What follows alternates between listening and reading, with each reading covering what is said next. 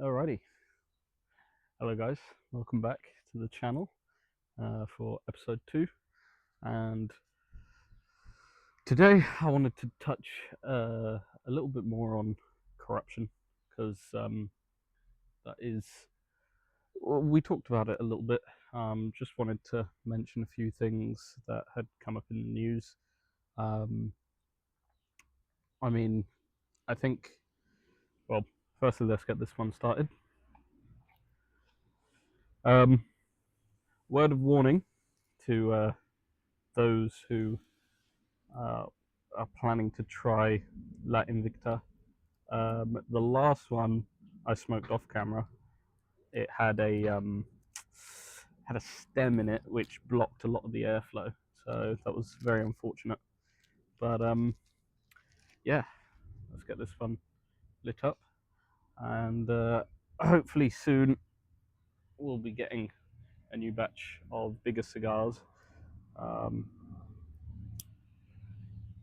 Unfortunately, the economic situation right now is disastrous in Europe, so zero GDP growth will definitely prevent me from getting my top 10 cigars on order. Anyway, got the coffee ready, so yeah.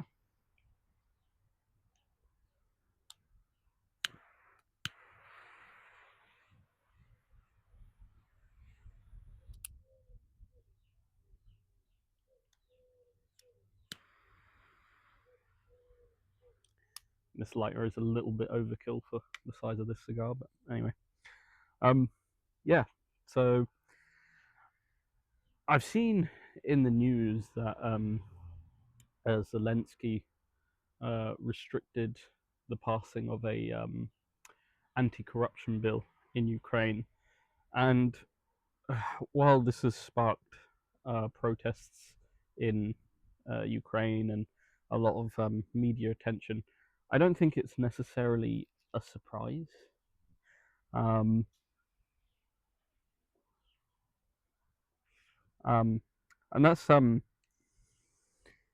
mean, you could you could say that it's a uh, un unfriendly stereotype of Eastern Europeans, but the um the thing is it's been well known for years that most of the money laundering rings end in Eastern Europe, especially if we're talking about cyber criminal operations that have spanned across different countries. Usually, what will end up happening is the money will be sent to multiple, sort of at the end of that fraud chain.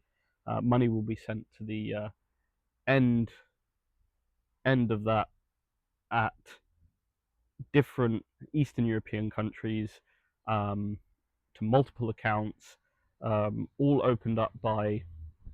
Um, Often it will just be locals who get paid some money to accept this money and cash it in and give it to the final recipient.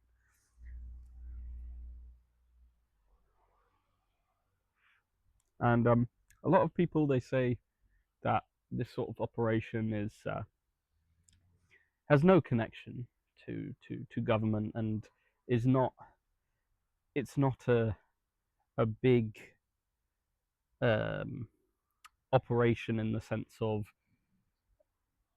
governments involved or whatever else.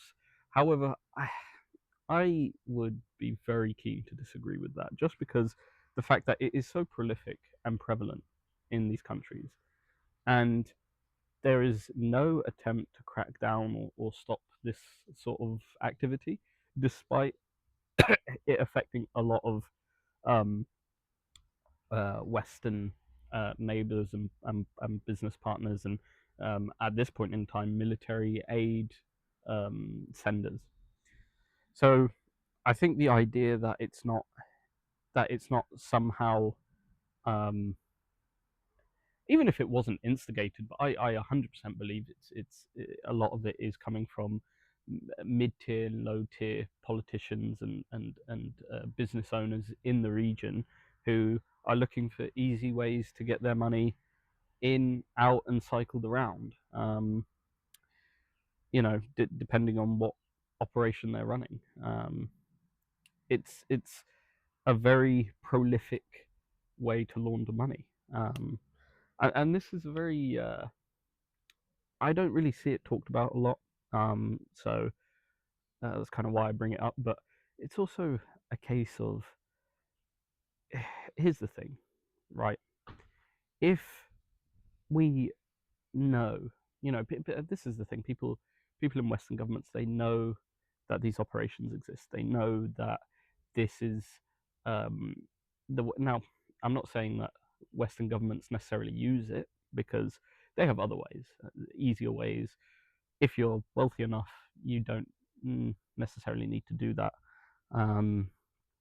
But I think the fact that this is well known among the right circles, the circles that would know about this. We're talking government, we're talking intelligence, we're talking, across the board. Um, those groups, um, and I think,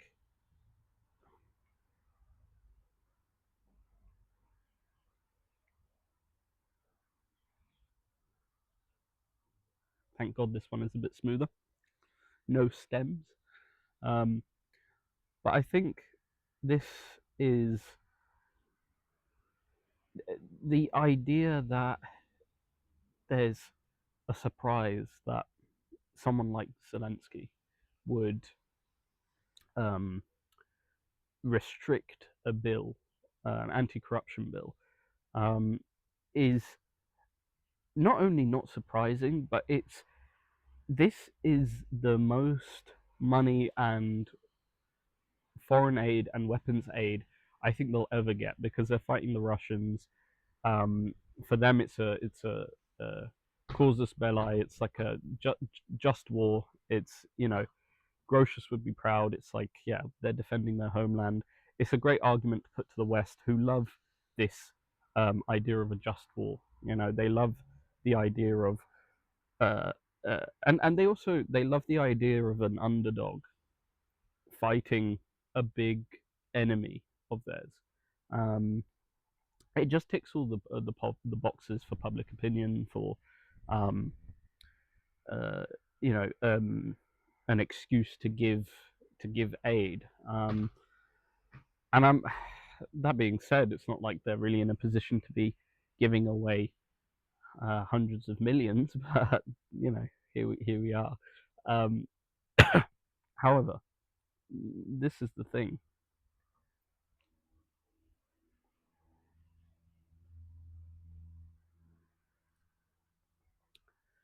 If if this is known as an obvious way to move money, launder money, make money, squeeze the middle class and up the taxes and send it to Ukraine and it disappears, how likely do you think that it, it's not? How likely do you think that it's not a perfect opportunity to not only for the Ukrainians in top positions who can make the most of this corruption? I mean, again, this is the most they're ever going to see. They're going to want to absolutely rinse this opportunity to its final, ultimate zenith. And this is the thing: is they'll. It's not just a case of them. How many people in top positions do we really reckon have looked at that opportunity? And with corruption so rife in every country now, even in the West, how likely is it that they looked at this and they said, this is a good opportunity for us to siphon more tax dollars away? Now this is all speculation, and I don't know if anyone's watched that video of that that detective who he said the two cases you do not want to work is a corruption case and a child sex case, um, because those are the two that will. I mean, and look, as we've seen with Jeffrey Epstein, those are the two that will take you right to the top. Okay, it's one of those things where once you find a rotten branch, it goes all the way through the tree. This is what we saw with Jeffrey Epstein, and it's been a tactic for intelligence for decades. Um, this sexual blackmail method has been, it's been with the Russians, it's been with the CIA. The Russians really, really like this method, and it's this is the thing. It's these two things, corruption and child sex scandals, they go to the top quite more often than not, in my opinion. And the issue with trying to tackle something like that,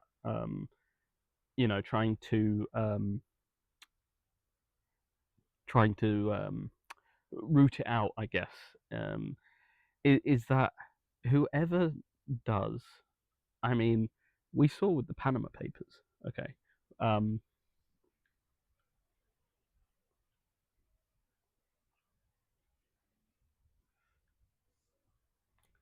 we saw with the Panama Papers. I'm pretty sure I've read that the journalist who released the Panama Papers and another person who was involved were both killed. Um, you risk your life to just to expose this. It's not even to turn around and say, oh, we're putting them in jail, or they're being arrested, or they're you know some sort of action is happening. It's literally just to expose it to the public will cost you your life. So this becomes the issue: is how how do you then you know how do you even expose this sort of thing? You know, it's it becomes a big issue. And the Panama Papers included Zelensky, so this is nothing new, nothing that no one doesn't know about. It's not like a surprise that he would pass a bill like this. But my issue is, where is all that money going? Um, because here's the thing, right? They don't mind siphoning this money off, because to them they're global citizens. You've got to remember this. This is to them. Ukraine is not. It may be their homeland. That's fine, but to them, if anything goes wrong, they've got enough money to go anywhere. They. I mean, to be honest, they've got enough money to go to Russia afterwards. This is not a. Putin was also on the Panama Papers and money talks, and this is not uh, he would have to kiss the ring, but he could go anywhere with this money. So to him, it's not going to be a huge disaster, if a huge personal disaster, at least. Let's put it that way. If Ukraine lost the war, and it would be so easy for him to deflect blame on the fact that, well, we didn't get funding, we didn't get enough funding. Russia's a big country; they've got a lot of soldiers to throw at us, etc., so forth. It's if you approach them with the idea that they tanked their own country through corruption, they will laugh in your face. They'll be like, or the more likely they'll get very angry and you know swear at you and be like, "How dare you accuse me of such crimes?" Which will be probably published in 10 years when another Panama paper happens. So yeah,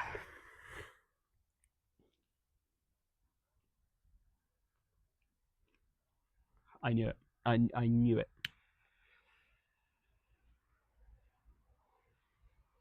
It's like let me toke on this to revive it, because I know it's probably just died, and it had.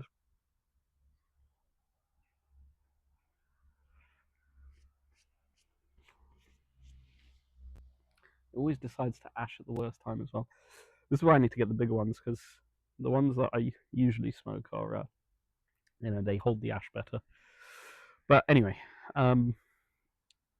yeah. So this is the thing. This is the thing. It's and uh, here's the other issue: is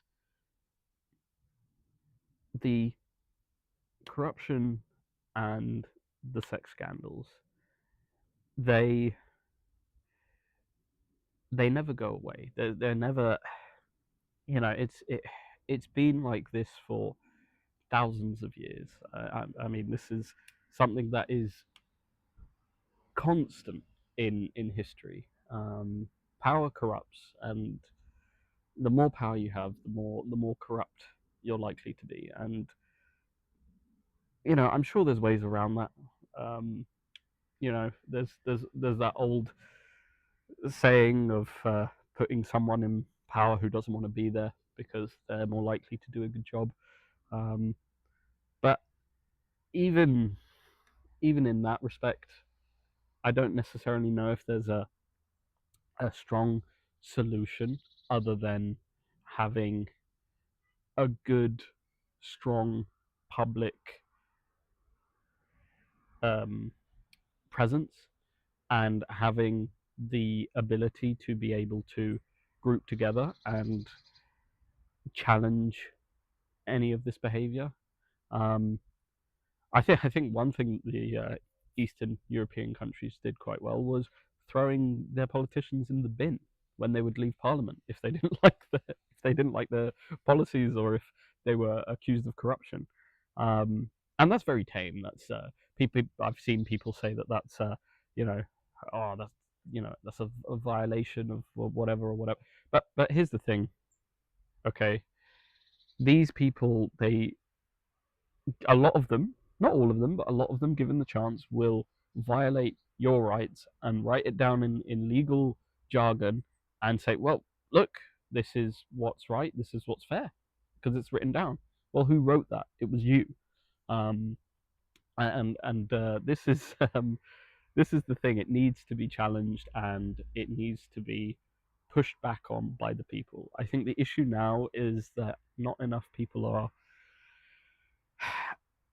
able to group together. I think this individualistic um, mentality keeps people from forming a big enough community where they can push back against um, these atrocities, because that's what they are. Let's be honest.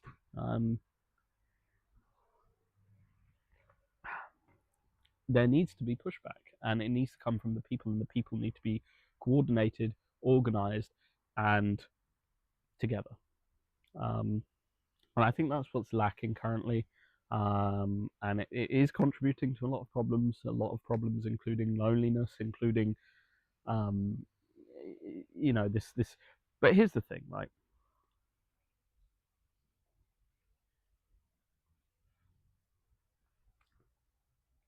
Here's the thing. We are still so interconnected with each other, and I don't mean technologically. I'm talking. We are so financially interdependent on each other that the idea and this is what gets me about American culture as well. Um, it's this idea that once you're making money, you don't need anyone. You know, no, you are your own person. And here's the thing, right? It does give you a level of independence, but that is, you are still interdependent on so many different factors um, for that financial freedom and that that lifestyle, right? You need a job to pay you a good wage. You need a company that's doing well. The country has to be doing well and has to have a good economy. You get paid by someone, and that someone knows how much control they have over you. So this idea um that you're free because you make x amount on your salary, you're not a billionaire. And even billionaires can get their assets frozen, can fall out of windows like in Russia. um this is, everyone kisses a ring somewhere down the line. And the mentality that we don't need anyone, especially economically, is just preposterous. Someone has to buy your product for you to get paid. So and this is the issue, is this false sense of security will push people to isolate themselves to a point where the companies will have so much more control over you because you isolate yourself, and your support system is not very well maintained or fragmented. And then if anything happens at your job, you need it even more now than you did before, when you might have had a support system in place, or you might have known people who, or family who could and would help you out. Now that's not a benefit for everyone. I assume I assume the population split for who that works for is probably 50-50, because not everyone has a good upbringing with decent parents. But the idea that we also don't need friends and we don't need family it's is I mean, really, it works best for the corpse, because they can use that then, because they know that you're 10 times more dependent on your job than if you had people around you who can look after you during job gaps. Now, everyone has to kiss a ring. Everyone needs a job, everyone needs to work. Even if you're on benefits or EBT, the government's got to pay you, and they can withdraw it. This is the thing. It's not a guaranteed. You're not rich for life. Unless you have a billion, and even that can disappear if the right people, put in the right calls and make it happen. So I think this idea that we're economically independent is a bit of a false advertising in the West.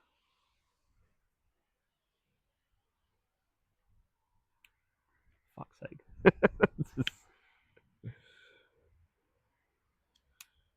Oh, we've only got one more of these, so it'll be a switch up after this one.